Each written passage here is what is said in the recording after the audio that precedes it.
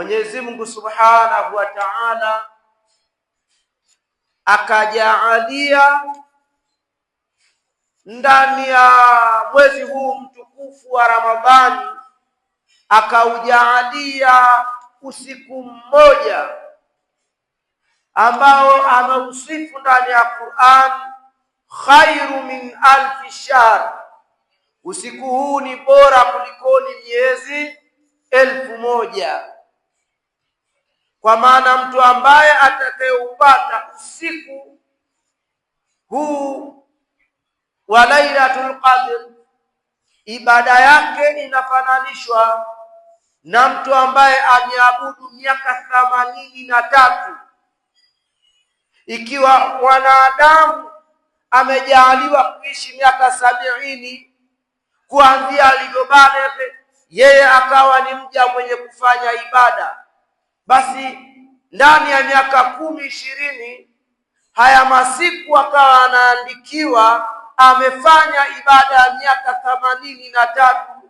Mwenyewe zidisha 83 mara 20, wewe utakuwa ni bora kulikoni umma wa Nabiullahi Nuhu ambao uliopewa umri mrefu.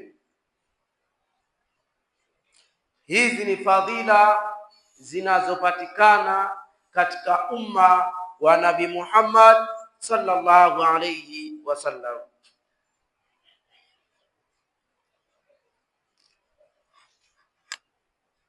Kwa watukufu Islam,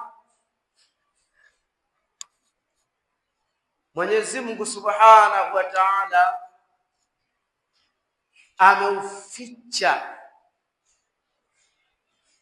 ameuficha usiku wa Lailatul Qadr, na lengo la kuficha ni kutaka mwanadamu asitegeshe ule usiku. Vitabu vina maneno mengi sana katika kuelezea huu usiku. Mwingine anakuambia ni usiku wa kwanza wa Ramadhani,